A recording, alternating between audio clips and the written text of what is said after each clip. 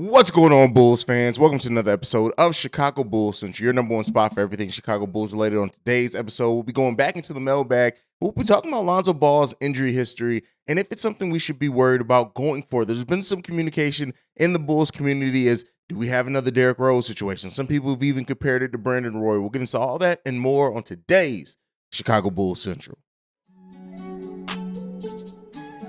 You are now tuned in to Chicago Bulls Central, your number one place for all Chicago Bulls news and content.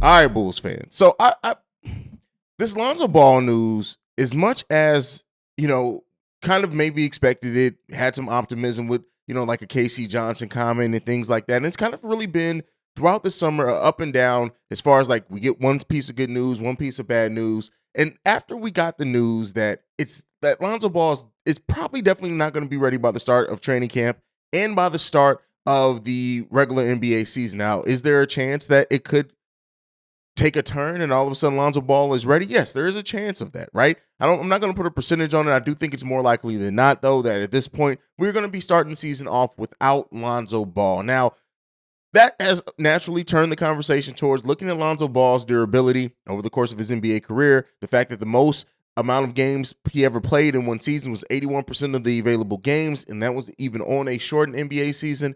And this has led a lot of Bulls fans to, start making Derrick Rose comparisons, start making comparisons to, a Brandon Roy or things like that. And where the difference is for me versus a Derrick Rose type injury is that Derrick Rose his game was based off athleticism. Well, let me not say based off of. That's not fair. Athleticism was a big part, that quick first step. And when Derrick Rose started losing confidence in that knee, you could see it. It came through in the way that he played. It came through in it seeming like maybe he was trying to shy away from contact and maybe during times of his recovery and things like that.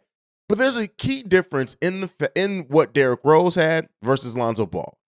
Lonzo Ball's already had this injury. And as we saw, he came back and was him in his time playing this after he's already had the exact same injury before. Derrick Rose is different. Yes, he did tear his meniscus on the second time, right? The first was a torn ACL, but it was the repeated back-to-back in years. And that ACL injury is way more. A torn meniscus, while the longevity, sometimes you do develop arthritis, things like that in your knee because of it, but longevity-wise, you can come back and have and be still yourself. Now, and like I said, too, I can understand some of the doubt around that. Had we not seen Lonzo Ball's had this injury, he's had more serious injuries, and he's come back and he's been the player that he can. And what Lonzo Ball's game is: defense, three-point shooting. You already know. I think he can do way more in the half court, and I want to see him be able to do way more in the half court as well. But get out in transition, force turnovers, things like that. Those aspects of Lonzo Ball's game is always going to be that in there. Now, as I said in yesterday's episode, I do think now you would be crazy not to have some built-in Lonzo insurance. And this team does have that. Alex Caruso, Goran Dragic, and especially the Nigerian Nightmare and Ayo Dosunmu.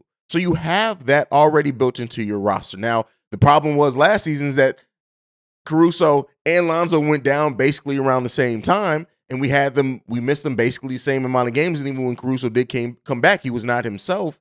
And then, hopefully Ayo Dosunmu takes a leap as well. But the long-term concern over Lonzo Ball's injury, it's not invalid, right? It's 100% valid to have that concern when you look at a player so far in his NBA career, while still a young NBA career, have the amount of injury concerns and miss the amount of time that Lonzo Ball has done in his career. It's valid, right? You are 100% valid in being worried about that and thinking about that and everything. But I'm looking at this in a way, and maybe this is me trying to paint it more positive than not, that when Lonzo's going to be on the court, Lonzo's going to be able to be Lonzo. And yes, he may be a player that you can only bet on having for 66 games in a season, right? And some people would even say maybe, hell, even asking for more than 60 may be an issue. Again, he played more than 60 two times. They were both in shortened seasons, so I don't want to make it seem like he hasn't. But I can understand fans' mindsets on what the long-term thing is. But let me be clear here. For those that are in here saying the Bulls should trade Lonzo Ball, again, I'm going to present this to you. What value do you think you're going to get back on a player that currently is not able to play? They don't have a timetable for return. It's not going to happen. You're not going to get back anything. No, the Bulls' best bet, unfortunately, at this point, no matter, and let me not say unfortunate, no, because when Lonzo plays, Lonzo is what we need him to be. But for some, it may be unfortunate. is to keep Lonzo Ball. We got to stop with the knee-jerk reactions. We got to stop thinking, oh, we can just trade our pieces that aren't healthy and we can get something significant back. No, unless you want to be on the back end of a deal and look stupid in a couple of years when Lonzo Ball is healthy, you don't trade Lonzo Ball. You build in insurance in your roster, which the Bulls already have done. And that's what they did this offseason. When they went out and got Goran, it was for that. And we'll see, yes, we are very deep at the guard position. We have a lot of guards on this team. I've already said it. Depending on what extensions may look like, we may have $90 to $100 million in just our guard play next season.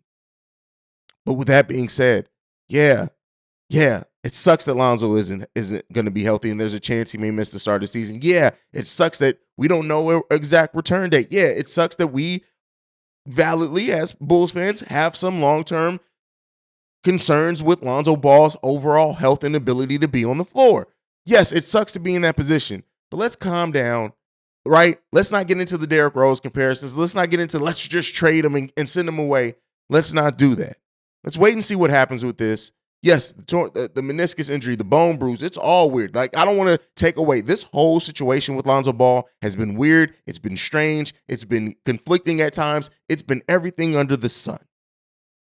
I do not take away from that. I do not deny that. It has been extremely weird. And when you have a player with a mysterious injury,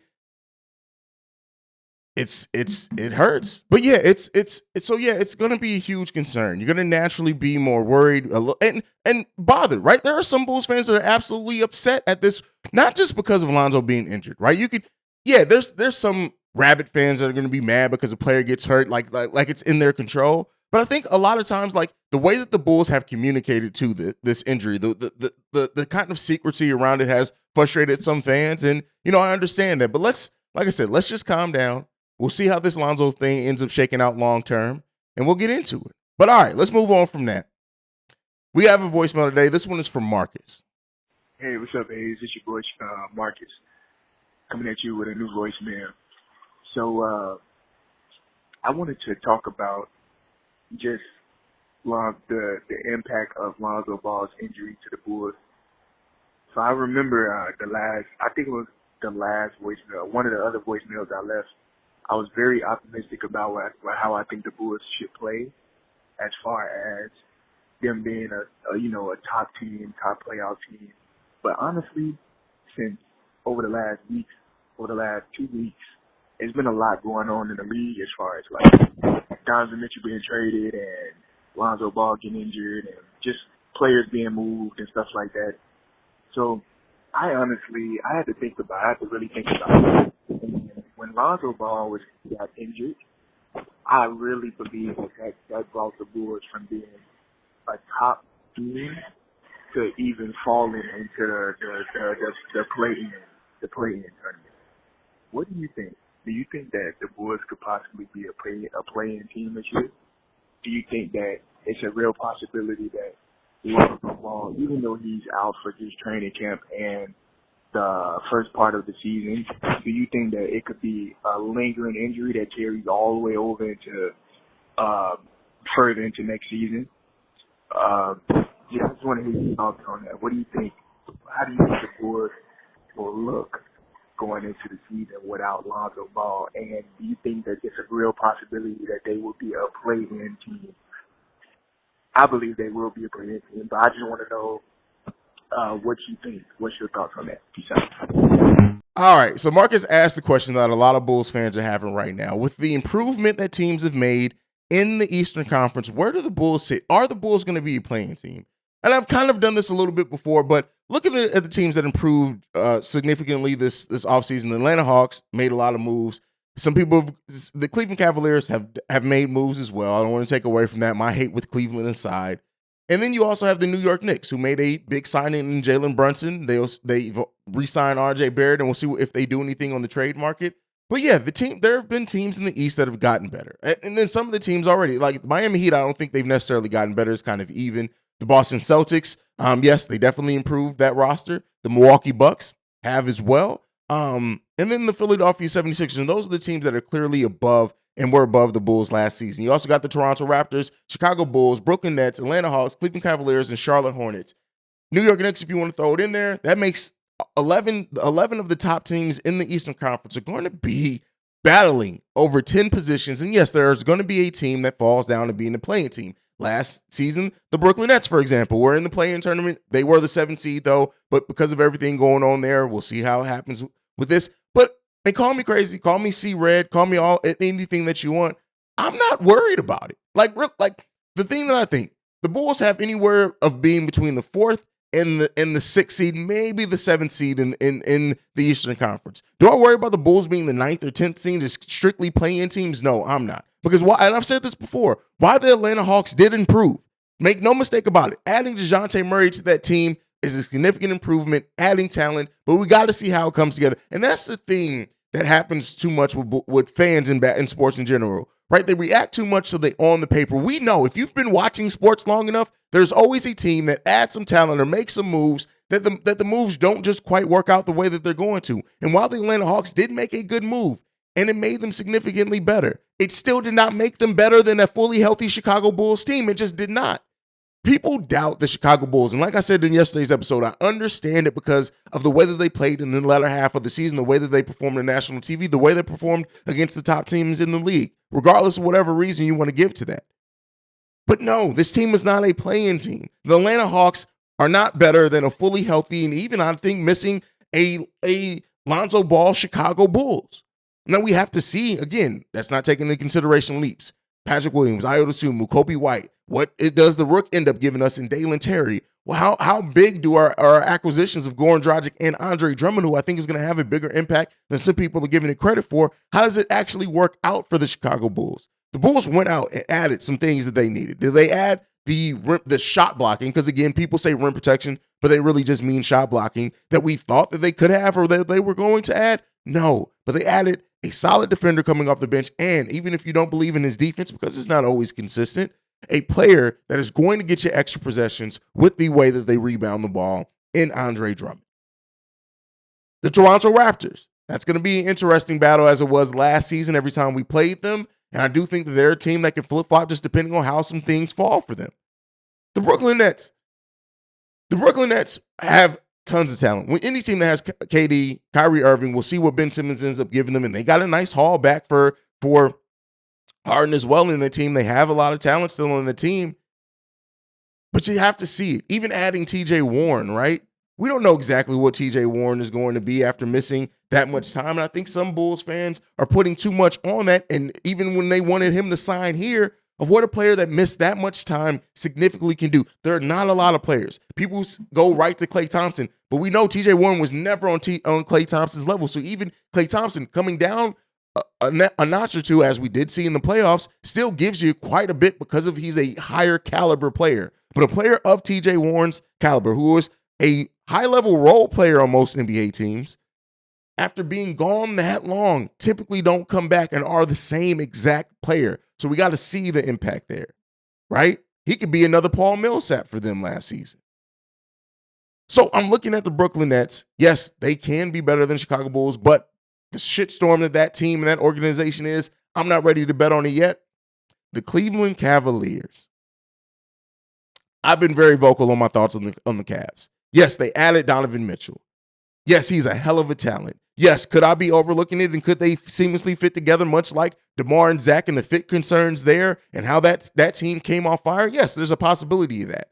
But when you have two high usage rate 6'1" guards, right, that both need the ball in their hand tons, there's going to be a learning curve regardless. Now, again, could they work it out in training camp? They absolutely could.